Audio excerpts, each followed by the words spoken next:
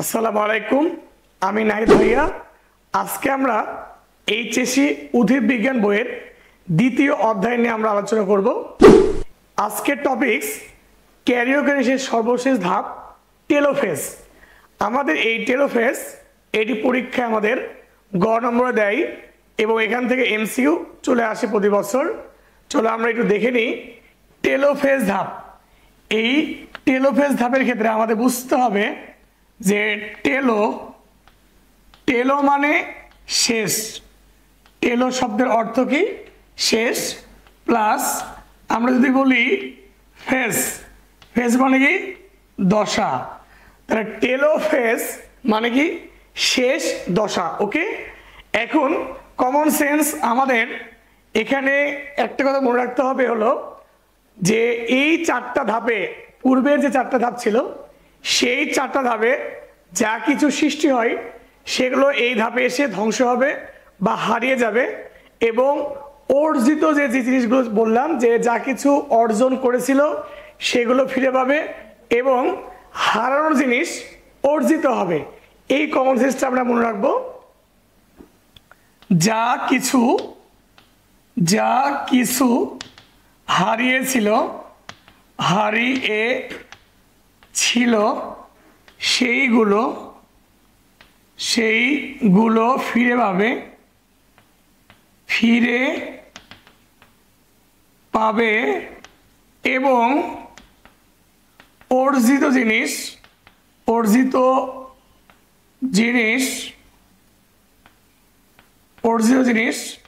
হারিয়ে যাবে। এই কথাগুলো আমাদের মনে রাখতে হবে। ওকে, কমন সেন্স। যেমন আমি একটু আগে তোমাদের বুঝিয়ে বলি, ধরে নাও যে প্রোফেজ ধাপে জল বিয়োজন হয়েছিল, তার মানে এখানে জল কি হবে? যোজন হবে। দেন আমাদের প্রোফেজ ধাপের পরে নিউক্লিয়ার মেমব্রেন ও নিউক্লিওলাস বিলুপ্ত হয়ে গেছিল, তাহলে এখানে কি হবে? পুনরায় আবির্ভাব ঘটবে। তারপরে স্পিন্ডল যন্ত্র সৃষ্টি হয়েছিল, সেটি বিলুপ্ত হয়ে যায় এবং ক্রোমোজোমগুলো হয়ে মানে ক্রোমাটিন তন্তুগুলো ক্রোমোজোম হয়েছিল, এখানে ক্রোমোজোমগুলো ক্রোমাটিন তন্তু পরিণত হবে এবং এই ধাপে একটি নিউক্লিয়াস থেকে কয়টি নিউক্লিয়াস তৈরি হবে? দুইটি। এই কথাগুলো আমরা একটু ভালোভাবে মনে রাখবো। তাহলে সবাই একটু চলে আসো যে এখানে আমাদের যে ধাপটা আছে এই ধাপের চিত্রটা আমরা একটু আঁকায় দিই। এখানে প্রথমে আমরা টেলোফেজ ধাপ, আমরা নিউক্লিয়াস দেখাবো। এখানে দুইটি নিউক্লিয়াস আছে, এটি একটি নিউক্লিয়াস, দেন এটি একটি নিউক্লিয়াস, এখানে দুইটি নিউক্লিয়াস আছে। তো এই যে আমাদের নিউক্লিয়াসগুলো, তারপরে আমরা মনে রাখতে পারি এখানে আছে নিউক্লিওলাস, এখানে আছে কি? ক্রোমাটিন তন্তু। ঠিক আছে, এটা মনে রাখবো। দেন এখানে আমাদের কি আছে? নিউক্লিওলাস, ক্রোমাটিন তন্তু। তারপরে আমাদের এই জায়গাতে স্পিন্ডল যন্ত্র একদম বিলুপ্ত হওয়া ভাব, এমন অবস্থা তৈরি হবে। এইটা হলো আমাদের টেলোফেজ ধাপ। ওকে, তাহলে টেলোফেজ ধাপে আমরা দুইটি অপত্য নিউক্লিয়াস তৈরি হওয়া দেখালাম। মানে এই ধাপে যে বর্ণনাগুলো আছে সেগুলো আমরা একটু দেখে নিই। সবাই চলে আসো। এক নম্বর যে ধাপ আছে, এক নম্বর ধাপে আমরা বলতে পারি যে অপত্য ক্রোমোজোমগুলো দুই মেরুতে অবস্থান করে। প্রথম কথা আমরা মনে রাখবো যে অপত্য ক্রোমোজোমগুলো দুই মেরুতে অবস্থান করে। তাহলে অপত্য ক্রোমোজোমগুলো দুই মেরুতে অবস্থান করে, এই কথাটা আমরা একটু মনে রাখবো। দেন চলে আসো দুই নম্বর যে ধাপটা আছে সেই ধাপে আমরা মনে রাখতে হবে যে ক্রোমোজোমগুলো জল যোজনের ফলে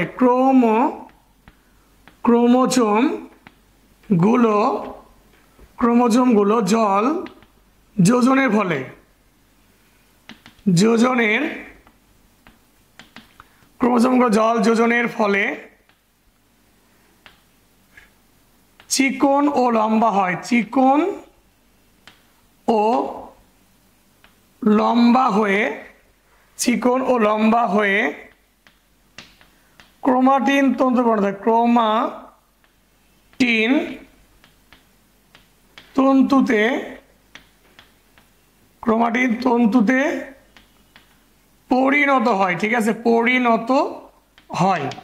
তাহলে আমাদের এই দুইটা পয়েন্ট খুব সুন্দরভাবে মনে রাখতে হবে যে এই ধাপে ক্রোমোজোমগুলো দুই মেরুতে অবস্থান করে। দেন আমাদের মনে রাখতে হবে হলো ক্রোমোজোমগুলো চিকন সুতার ন্যায় হয়ে ক্রোমাটিন তন্তুতে পরিণত হয়। ওকে, এই দুইটা কথা আমরা মনে রাখতে পারি। তারপরে আমাদের 3 নম্বর পয়েন্টটা আমরা মনে রাখবো হলো যে এই ধাপে নিউক্লিয়ার মেমব্রেন ও নিউক্লিওলাসের পুনরাবির্ভাব ঘটে।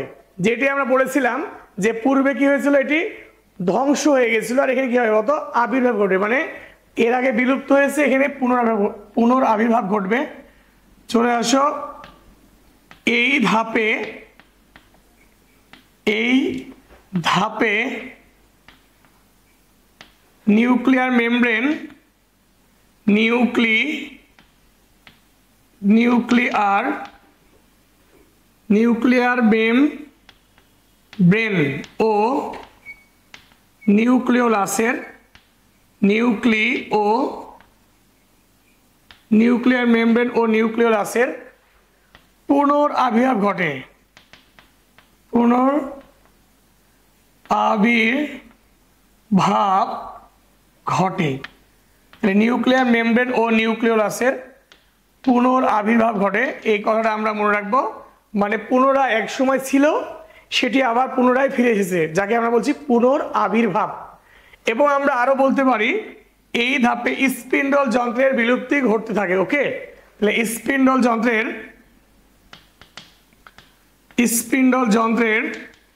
বিলুপ্তি ঘটে থাকে, স্পিন্ডল যন্ত্রের বিলুপ্তি ঘটে থাকে, বিলুপ্তি ঘটতে থাকে।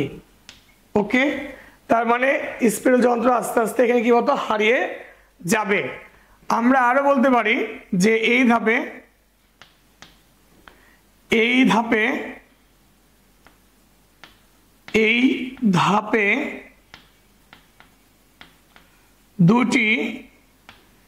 ধাপে দুইটি অপত্য নিউক্লিয়াস সৃষ্টি হয়, নিউক্লিয়াস সৃষ্টি হয়। এই ধাপে দুইটি অপত্য নিউক্লিয়াস সৃষ্টি হয়। এবং আমরা মনে রাখতে হবে যে নিউক্লিয়াস তৈরি হবে এবং এটি প্রোফেজ ধাপের একদম কি বলতো, বিপরীত পর্যায়। এটা আমরা মনে রাখবো, তাহলে আমাদের মোটামুটি শেষ। প্রোফেজ ধাপের বিপরীত পর্যায়, প্রোফেজ ধাপের বিপরীত পর্যায়। ওকে, আমরা এই কথাগুলো একটু সবাই ভালোভাবে মনে রাখবো। ওকে, তাহলে এই কথাগুলোর মধ্যে আমাদের কি টেলোফেজ ধাপ শেষ। আমরা এখন টেলোফেজে পরে গুরুত্বপূর্ণ একটা টপিক আমরা পড়াবো, যার নাম হলো কোষের মৃত্যু। তাহলে এখন দেখো, প্রতিটা জীবের যেমন কি আছে, জন্ম আছে, তেমন প্রতিটা জীবে কি বলতো, মৃত্যু আছে। তার মানে মৃত্যুর মাধ্যমে নতুন জীব পৃথিবীতে বসবাস এবং খাদ্যের কি বলতো সুবিধা পেয়ে থাকে। তার মানে অবশ্যই জন্ম যেমন সত্য, মৃত্যু তেমন কি সত্য। তেমনি কোষেরও মৃত্যু হয়। এই মৃত্যু দুই ধরনের আছে, একটি স্বাভাবিক, আরেকটি রয়েছে অস্বাভাবিক। এখন ধরে নাও যে একটা মানুষ 70 বছর, 80 বছর, 90 বছর বয়সে সে বিভিন্ন কারণ, মানে যেই কারণে হোক বা কারণ ছাড়াই হোক, বা 100 বছর বয়সে যদি মারা যায়, তাহলে সেটাকে আমরা বলবো অকাল মৃত্যু না, কারণ তার মানে মরার মতো তার বয়স হয়েছে।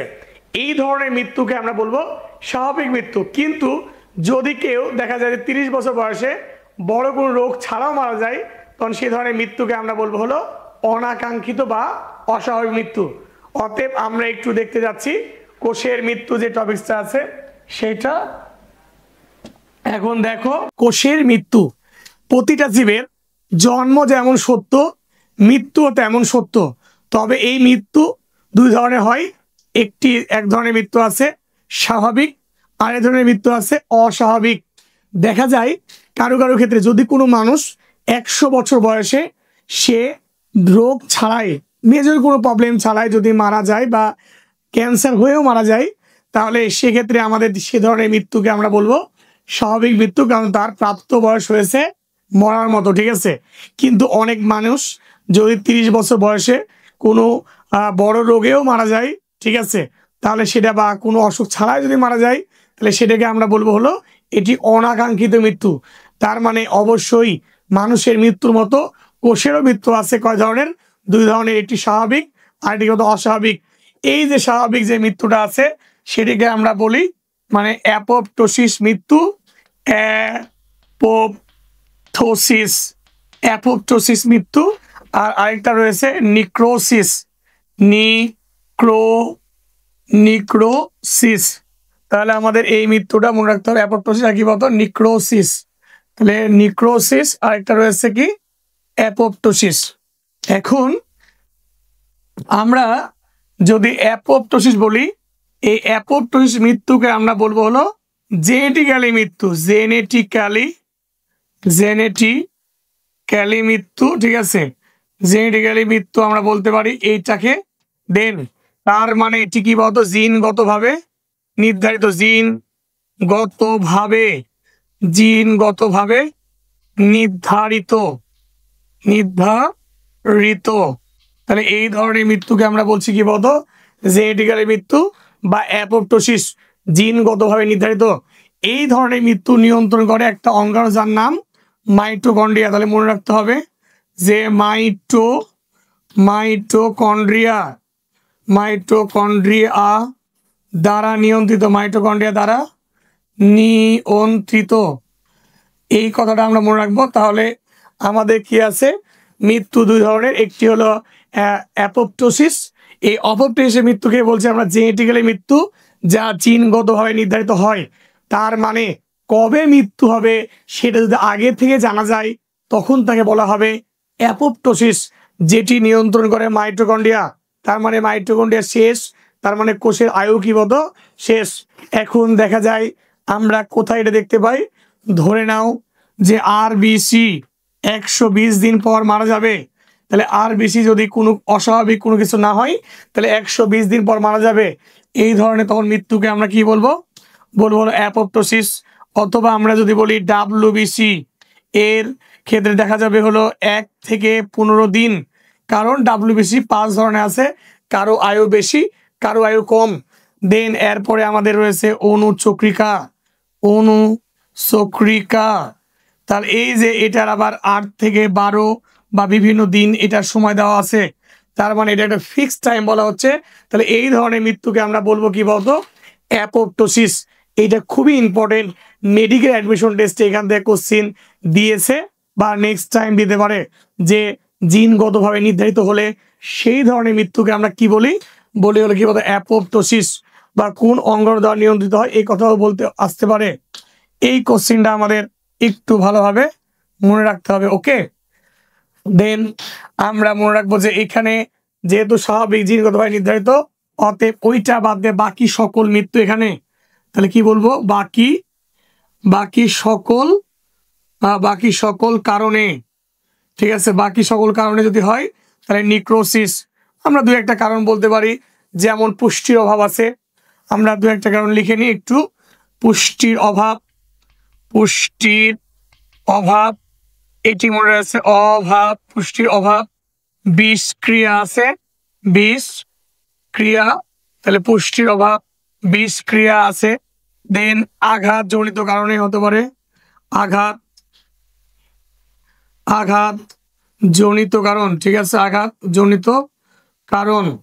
তাহলে দেখো এই যে কারণগুলো রয়েছে, পুষ্টির অভাবে হতে পারে, বিষক্রিয়ার কারণে হতে পারে, বা আঘাত জনিত কারণে ইত্যাদি। এইটার কোনো কারণের শেষ নেই। যদি অনেকগুলো কারণ থাকে তখন তার নাম হলো নিক্রোসিস। এইটার উদাহরণটা কখনোই ফিক্সড হবে না, ধরে নাও আরবিসিতেও যদি আঘাত লাগে তাহলে 120 দিনের আগে কিন্তু আরবিসি নষ্ট হতে পারে। তার মানে এটার উদাহরণ কোনো ফিক্সড না।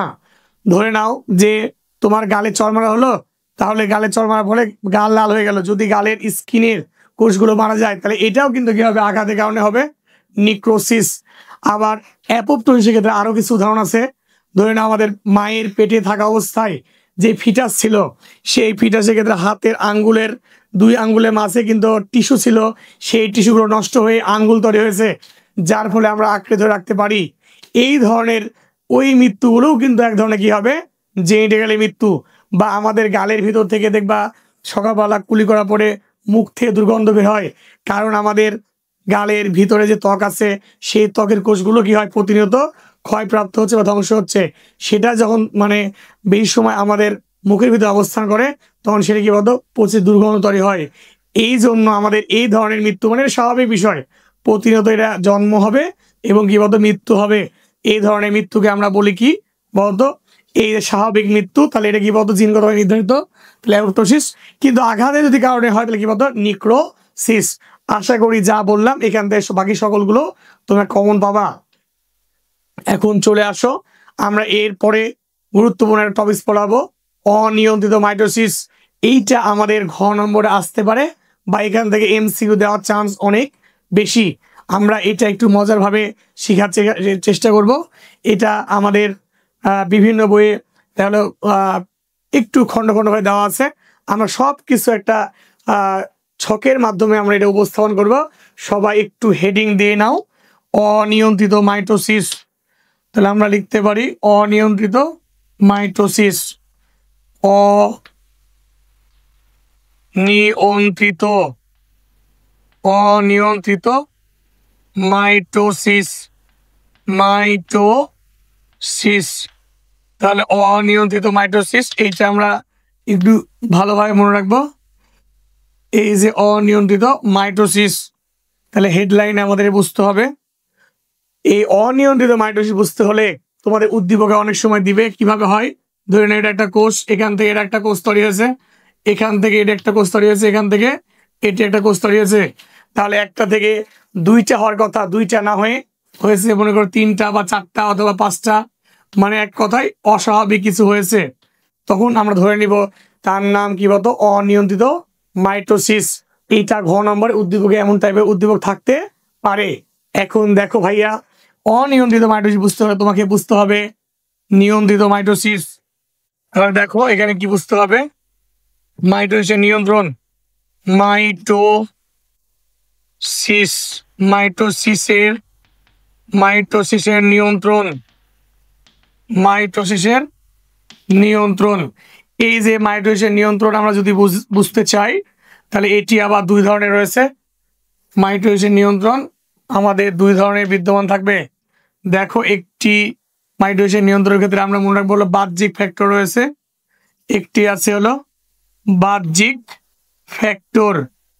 তাহলে দেখো এই যে মাইটোসিসের নিয়ন্ত্রণের জন্য আমাদের 2 ধরনের ফ্যাক্টর কাজ করে, একটি বাহ্যিক আর কি আছে অভ্যন্তরীণ ফ্যাক্টর।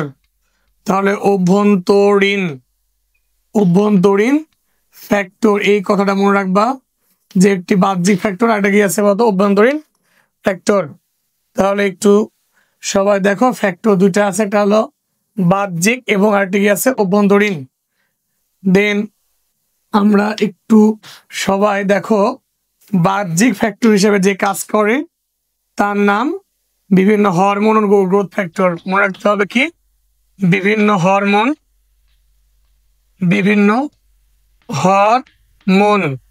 এটি রয়েছে। আবার রয়েছে কি বলতো গ্রোথ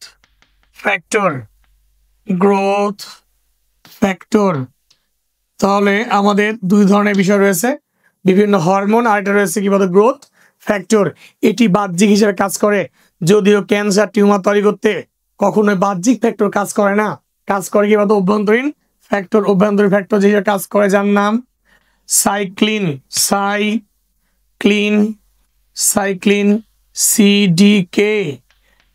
সিডিকে যৌগ।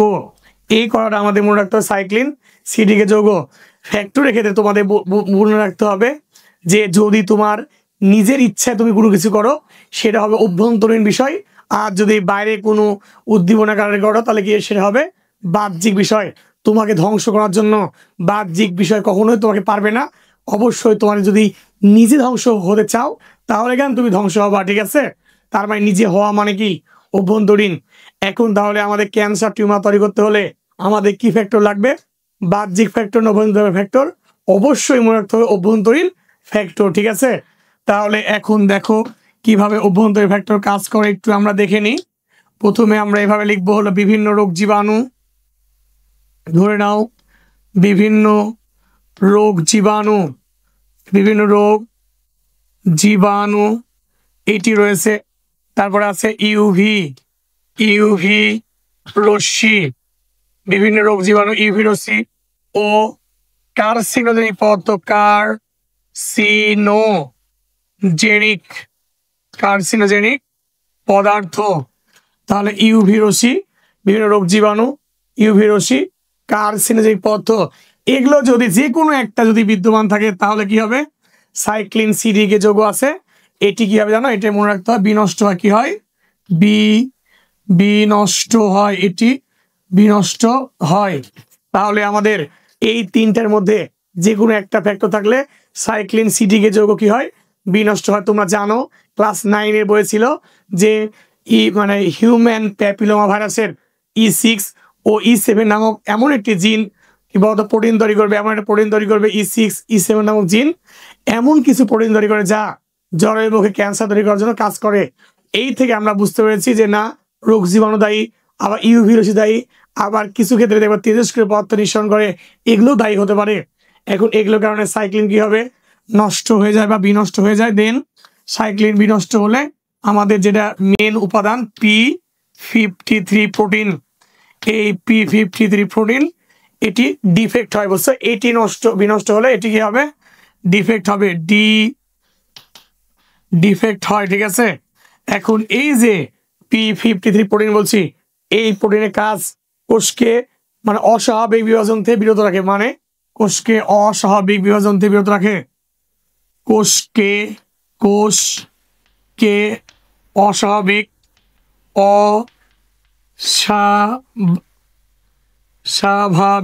অস্বাভাবিক বিভাজন থেকে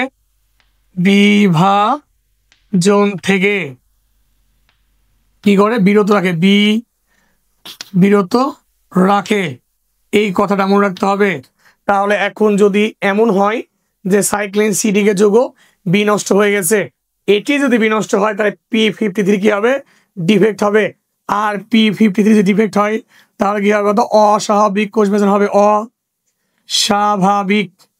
অস্বাভাবিক কি হবে বলতো? কোষ বিভাজন, অস্বাভাবিক কোষ বিভাজন হয়। আর যদি অস্বাভাবিক কোষ বিভাজন হয় তাহলে যেটি তৈরি হবে তার নাম হবে কি বলতো ভাইয়া? Tumour, tumour. অস্বাভাবিক কোষ বিভাজন হলে তার নাম হবে টিউমার, এই কথাটা মনে রাখতে হবে। এই যে আমাদের অস্বাভাবিক কোষ বিভাজন হলে টিউমার তৈরি হলো, এখানে আমরা মনে রাখবো টিউমার অনেক সময় জিনগত কারণে হয়। যদি কোনো জিন টিউমার তৈরি করতে কাজ করে তাহলে সেই জিনের নাম অনকোজিন। অনকো হলো টিউমার রিলেটেড। অতএব সবাই চলে আসো যে দায়ী জিন যদি বলা হয় টিউমার তৈরি করার জন্য দায়ী জিন রয়েছে, তাহলে দায়ী জিনের নাম হলো অনকোজিন, অনকোজিন। তাহলে টিউমার তৈরি করার জন্য দায়ী জিনের নাম কি? অনকোজিন। আবার যদি বলি যে এই প্রক্রিয়ায় টিউমার তৈরি হবে, তাহলে এই যে টিউমার তৈরি হওয়ার যে প্রক্রিয়া তার নাম হলো অনকোজেনেসিস, অনকোজেনেসিস। তাহলে টিউমার তৈরি করার প্রক্রিয়ার নাম কি? অনকোজেনেসিস। দেখো অনকোজেনেসিস। আর যদি বলা হয় দায়ী জিন তাহলে তার নাম কি বলতো? অনকোজিন। এইটা এমসি পরীক্ষায় ভার্সিটি অ্যাডমিশন টেস্টে দিয়েছে, তবে পুনরায় আবার কোশ্চেন এখান থেকে হতে পারে। এখন আমরা দেখব এই যে টিউমার আছে, এই টিউমার আবার দুই ধরনের আছে। আমরা একটু দেখে নিই এই টিউমার আবার কয় ধরনের? দুই ধরনের। হ্যাঁ, এই টিউমার রয়েছে দুই ধরনের। এই টিউমারকে আমরা বলতে পারি দুই ধরনের আছে। একটি টিউমারের নাম আমাদের আছে হলো ম্যালিগনেন্ট টিউমার,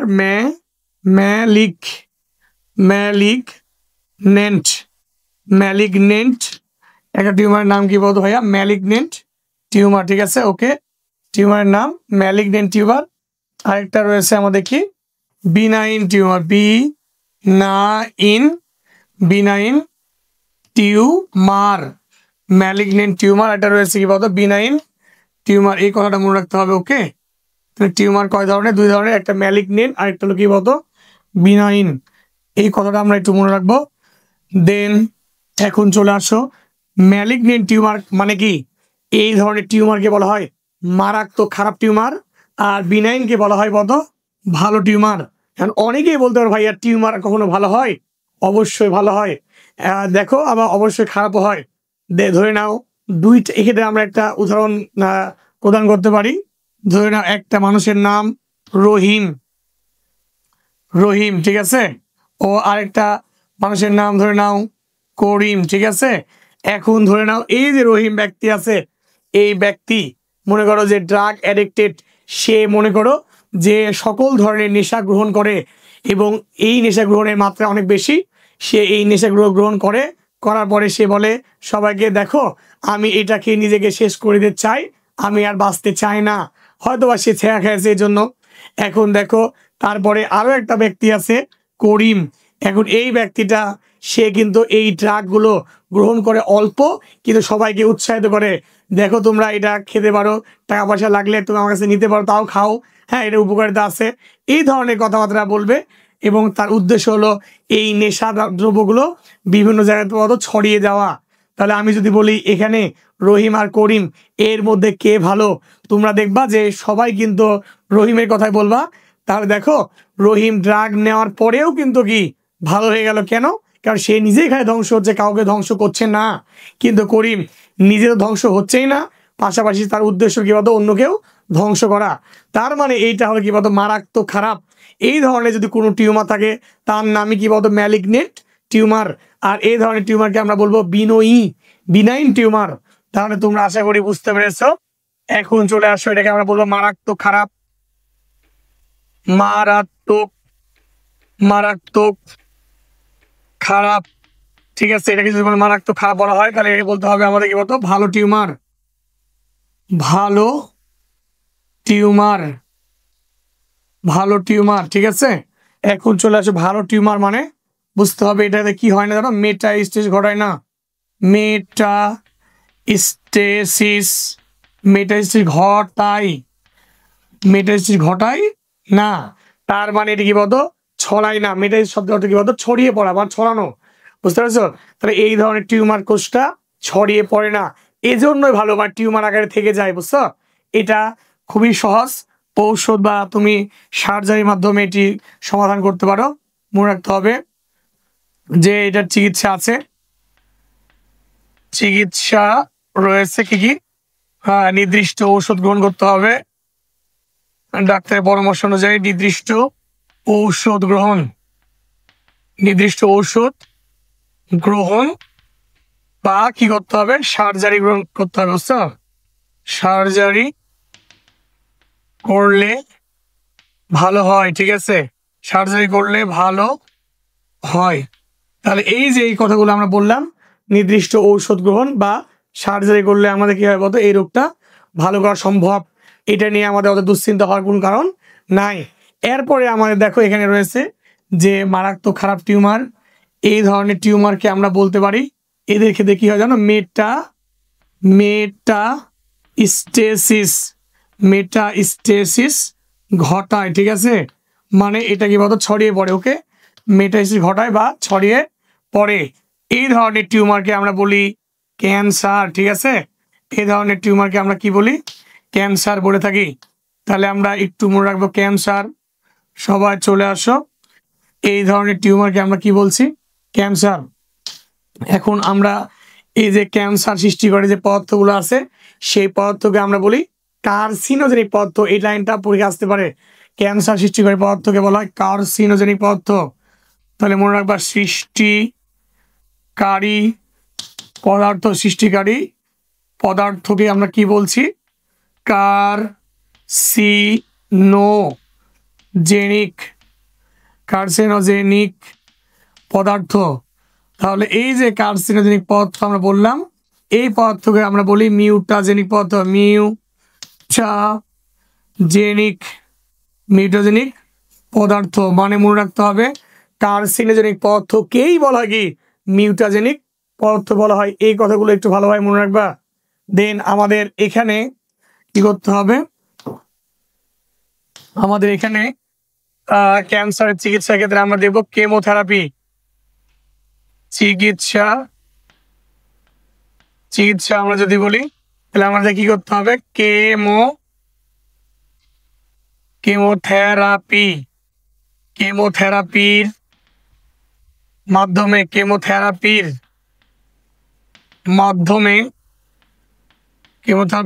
ক্যান্সার কোষকে ধ্বংস করতে হবে।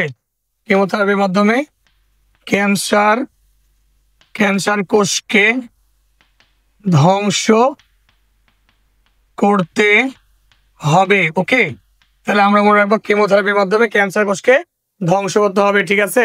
দেন আমরা ক্যান্সার ও টিউমার চিকিৎসায় আমরা আরো একটা সূত্র ব্যবহার করে থাকি যার নাম হলো MI। তাহলে আমাদের MI একটু মনে রাখতে হবে। ক্যান্সার ও টিউমার চিকিৎসা ব্যবহার হয় MI, দেন I। এম মানে মোট কোষ সংখ্যা আমাদের মনে রাখতে হবে, মোট কোষ সংখ্যা। এম মানে মোট কোষ সংখ্যা। ঠিক আছে। আর আরেকটা বলতে মাইটোসিস রত কোষ, মাইটোসিস রত কোষ। তাহলে MI মানে কি বলতো, মোট কোষ সংখ্যা। আর এটা রয়েছে কি বলতো, মাইটোসিস রত কোষ। এখন এইটা মনে রাখতে হবে। তাহলে ধরে নাও যে মোট কোষ সংখ্যা আছে কোথাও, মোট কোষ সংখ্যা কতটি আছে, 100টি। এক্সাম্পল ধরে নাও যে 100টি। মাইটোসিসরত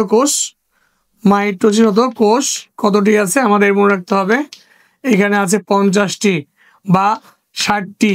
তাহলে আমরা কিভাবে বলতে পারি, এই যে মোট কোষ সংখ্যা সেখানে আমরা দিয়ে দিব 100। দেন আমরা যদি 50 দিয়ে অঙ্কটা করি তাহলে আমাদের কত হবে, 0.5। আর আমরা যদি মনে করি যে না 60টি আছে মাইটোসিসরত কোষ, তাহলে হবে 0.6।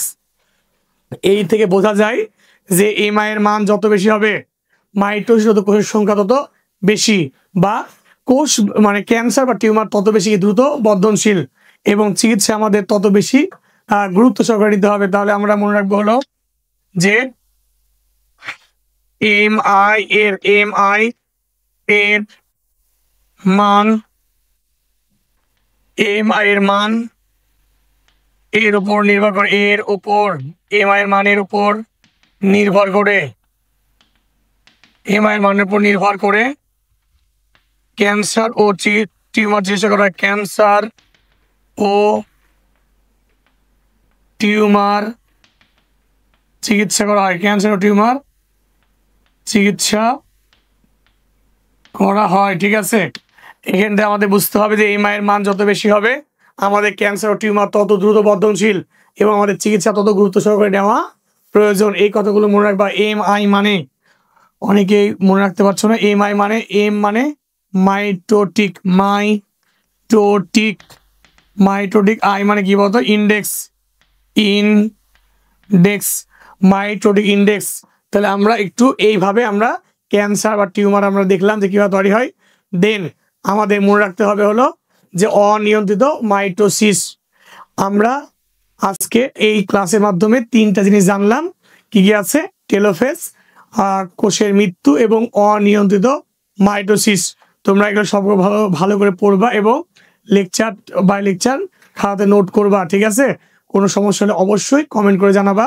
সবাই সুস্থ থাকো, ভালো থাকো, আল্লাহ হাফেজ।